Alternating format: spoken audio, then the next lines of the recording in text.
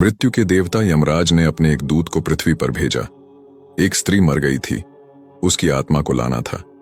देवदूत आया, लेकिन चिंता में पड़ गया, क्योंकि 3 छोटी छोटी लड़कियां, जुड़वां एक अभी भी उस मृत स्त्री के स्तन से लगी हैं।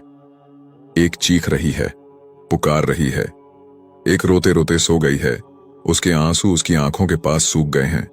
3 छोटी जुड़वां बच्चियां और स्त्री मर गई है, और कोई देखने वाला नहीं है। पति पहले मर चुका है, परिवार में और कोई भी नहीं है। इन 3 छोटी बच्चियों का क्या होगा? उस देवदूत को यह ख्याल आ गया तो वह खाली हाथ वापस लौट गया। उसने जाकर मृत्यु के देवता यमराज को कहा कि मैं न ला सका, मुझे क्षमा करें, लेकिन आपको स्थिति का पता ही नहीं है। 3 जुड़वां बच्चियां हैं, छोटी छोटी, दूध पीती। एक अभी भी मृत स्तन से लगी है, एक रोते रोते सो गई है, दूसरी अभी चीख पुकार रही है। हृदय मेरा ला न सका। क्या यह नहीं हो सकता कि इस स्त्री को कुछ दिन और जीवन के दे दिए जाएं? कम से कम लड़कियां थोड़ी बड़ी हो जाएं, और कोई देखने वाला नहीं है। मृत्यु के देवता ने कहा, तो तू फिर समझदार हो गया। उससे ज्यादा जिसकी मर्जी से मौत होती है, जिसकी मर्जी से जीवन होता है, तो तूने पहला पाप कर दिया, और इसकी तुझे सजा मिलेगी। और सजा यह है कि तुझे पृथ्वी पर चले जाना पड़ेगा, और जब तक तू 3 बार न हंस लेगा अपनी मूर्खता पर, तब तक वापस न आ सकेगा। इसे थोड़ा समझना। 3 बार न हंस लेगा अपनी मूर्खता पर, क्योंकि दूसरे की मूर्खता पर तो अहंकार हंसता है। जब तुम अपनी मूर्खता पर हंसते हो तब अहंकार टूटता है। देवदूत को लगा नहीं तो वह राजी हो गया दंड भोगने को, लेकिन फिर भी उसे लगा कि सही तो मैं ही हूं, और हंसने का मौका कैसे आएगा, तो उसे जमीन पर फेंक दिया गया। एक मोची सर्दियों के दिन करीब आ रहे थे और बच्चों के लिए कोट और कंबल खरीदने शहर गया था, कुछ रुपए इकट्ठे करके। जब वह शहर जा रहा था तो उसने राह के किनारे एक नंगे आदमी को पड्डे हुए ठिठुरते हुए देखा। यह नंगा आदमी वही देवदूत था जो पृथ्वी पर फेंक दिया गया था। उसको दया आ गई, और बजाय अपने बच्चों के लिए कपड़े खरीदने के, उसने इस आदमी के लिए कंबल और कपड़े खरीद लिए। इस आदमी को कुछ खाने पीने को भी न था, घर भी न था, छप्पर भी न था जहां रुक सके। तो मोची ने कहा कि अब तुम मेरे साथ ही आ जाओ, लेकिन अगर मेरी पत्नी नाराज हो, जो कि वह निश्चित होगी, क्योंकि बच्चों के लिए कपड़े खरीदने लाया था, वह पैसे तो खर्च हो गए, वह अगर नाराज हो, चिल्लाए, तो तुम परेशान मत होना, थोड़े दिन में सब ठीक हो जाएगा। उस देवदूत को लेकर मोची घर लौटा। न तो मोची को पता है कि देवदूत घर में आ रहा है, न पत्नी को पता है। जैसे ही देवदूत को लेकर मोची घर में पहुंचा, पत्नी एकदम पागल हो गई, बहुत नाराज हुई, बहुत चीखी चिल्लाई, और देवदूत पहली दफा हंसा। मोची ने उससे कहा, हंसते हो, बात क्या है? उसने कहा, मैं जब 3 बार हंस लूंगा तब बता दूंगा। देवदूत हंसा पहली बार, क्योंकि उसने देखा कि इस पत्नी को पता ही नहीं है कि मोची देवदूत को घर में ले आया है, जिसके आते ही घर में हजारों खुशियां आ जाएंगी। लेकिन आदमी देख ही कितनी दूर तक सकता है। पत्नी तो इतना ही देख पा रही है कि एक कंबल और बच्चों के कपड़े नहीं बचे। जो खो गया है वह देख पा रही है, जो मिला है उसका उसे अंदाज ही नहीं है। मुफ्त घर में देवदूत आ गया है, जिसके आते ही हजारों खुशियों के द्वार खुल जाएंगे। तो देवदूत हंसा। उसे लगा अपनी मूर्खता, क्योंकि यह पत्नी भी नहीं देख पा रही है कि क्या घट रहा है। जल्दी ही, क्योंकि वह देवदूत था, 7 दिन में ही उसने मोची का सब काम सीख लिया, और उसके जूते इतने प्रसिद्ध हो गए कि मोची महीनों के भीतर धनी होने लगा।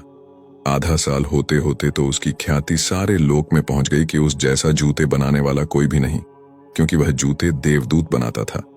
सम्राटों के जूते वहां बनने लगे, धन अपरंपार बरसने लगा। एक दिन सम्राट का आदमी आया और उसने कहा कि यह चमड़ा बहुत कीमती है, आसानी से मिलता नहीं, कोई भूल चूक नहीं करना।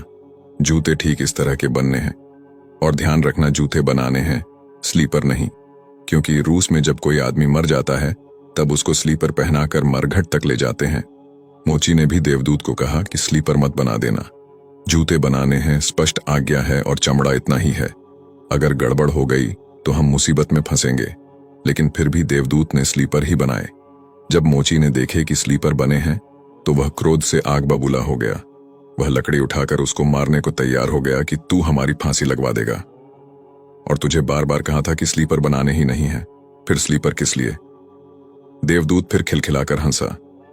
तभी आदमी सम्राट के घर से भागा हुआ आया। उसने कहा, जूते मत बनाना, स्लीपर बनाना, क्योंकि सम्राट की मृत्यु हो गई है। भविष्य अज्ञात है, सिवाय उसके और किसी को झात नहीं, और आदमी तो अतीत के आधार पर निर्णय लेता है। सम्राट जिंदा था तो जूते चाहिए थे, मर गया तो स्लीपर चाहिए। तब वह मोची उसके पैर पकड़कर माफी मांगने लगा कि मुझे माफ कर दे, मैंने तुझे मारा। पर उसने कहा, कोई हर्ज नहीं, मैं अपना दंड भोग रहा हूं। लेकिन वह हंसा आज दोबारा। मोची ने फिर पूछा कि हंसी का कारण? उसने कहा कि जब मैं 3 बार हंस लूं। दोबारा हंसा इसलिए कि भविष्य हमें झात नहीं है, इसलिए हम आकांक्षाएं करते हैं जो कि व्यर्थ हैं। हम अभीप्साएं करते हैं जो कि कभी पूरी न होंगी। हम मांगते हैं जो कभी नहीं घटेगा, क्योंकि कुछ और ही घटना तय है। हमसे बिना पूछे हमारी नियति घूम रही है और हम व्यर्थ ही बीच में शोरगुल मचाते हैं। चाहिए स्लीपर और हम जूते बनवाते हैं। मरने का वक्त करीब आ रहा है और जिंदगी का हम आयोजन करते हैं। तो देवदूत को लगा कि वे बच्चियां, मुझे क्या पता भविष्य उनका क्या होने वाला है। मैं नाहक बीच में आया। और तीसरी घटना घटी कि एक दिन 3 जवान लड़कियां आईं। उन तीनों की शादी हो रही थी और उन तीनों ने जूतों के आर्डर दिए कि उनके लिए जूते बनाए जाएं। एक बूढ़ी महिला उनके साथ आई थी जो बड़ी धनी थी। देवदूत पहचान गया, ये वे ही 3 लड़कियां हैं जिनको वह मृत मां के पास छोड़ गया था और जिनकी वजह से वह दंड भोग रहा है। वे सब स्वस्थ हैं, सुंदर हैं। उसने पूछा कि क्या हुआ, ये बूढ़ी औरत कौन है? उस बूढ़ी औरत ने कहा कि ये मेरी पड़ोसिन की लड़कियां हैं। गरीब औरत थी, उसके शरीर में दूध भी न था, उसके पास पैसे लत्ते भी नहीं थे, और 3 बच्चे जुड़वा। वह इन्हीं को दूध पिलाते पिलाते मर गई। लेकिन मुझे दया आ गई, मेरे कोई बच्चे नहीं हैं और मैंने इन तीनों बच्चियों को पाल लिया। अगर मां जिंदा रहती तो ये तीनों बच्चियां गरीबी, भूख और दीनता और दरिद्रता में बड़ी होती। मां मर गई, इसलिए ये बच्चियां तीनों बहुत बड़े धन वैभव में, संपदा में पली, और अब उस बूढ़ी की सारी संपदा की ये ही 3 मालिक हैं और इनका सम्राट के परिवार में विवाह हो रहा है। देवदूत तीसरी बार हंसा और मोची को उसने कहा कि ये 3 कारण हैं। भूल मेरी थी, नियति बद्धी है और हम उतना ही देखते हैं जितना देख पाते हैं। जो नहीं देख पाते बहुत विस्तार है उसका, और हम जो देख पाते हैं उससे हम कोई अंदाज नहीं लगा सकते जो होने वाला है, जो होगा। मैं अपनी मूर्खता पर 3 बार हंस लिया हूं। अब मेरा दंड पूरा हो गया और अब मैं जाता हूं। जो प्रभु करते हैं अच्छे के लिए करते हैं। विशेष विधि का विधान जीवात्माओं के कल्याण के लिए बना है। ईश्वर दयालु है। आपके ऐसे विश्वास एवं मान्यताओं को गति तभी मिलती है जब आप दूसरों के प्रति दया का भाव रखते हैं, क्योंकि जो आप बोते हैं वही आप काटेंगे। Reaping what you sow. सृष्टि में घट रही घटनाओं पर आपको चिंतित होने की आवश्यकता नहीं है। आवश्यकता है अपने कर्तव्यों के पालन की और नेक विचारों से जीवन जीने की। यह तभी संभव है जब आपका जीव, इमोशंस यानी मन, सात्विक अन्न से बना हो एवं सुविचारों का उत्पादन करता हो। भवसागर से पार होने के लिए मनुष्य शरीर रूपी सुंदर नौका मिल गई है। सतर्क रहो, कहीं ऐसा न हो कि वासना की भंवर में पड़कर नौका डूब जाए। स्वयं कमाओ, स्वयं खाओ, यह प्रकृति है जिसको रजोगुण कहते हैं। दूसरा कमाए, तुम छीन कर खाओ, यह विकृति है, यह तमोगुण कहलाता है। स्वयं कमाओ, सबको खिलाओ, यह देविक संस्कृति है, यह सतोगुण कहलाता है। देविक प्रवृत्तियों को धारण करे तभी आप देवलोक पाने के अधिकारी बनेंगे। हमेशा ध्यान में रखिए, आप एक शुद्ध चेतना है, यानी स्व ऊर्जा से प्रकाशित आत्मा। माया अर्थात अज्ञान ने आपकी आत्मा के शुद्ध स्वरूप को छीन रखा है। अतः माया अर्थात अज्ञान से पीछा छुड़ाइए और शुद्ध चेतना को प्राप्त कर परमानंद का सुख भोगिए।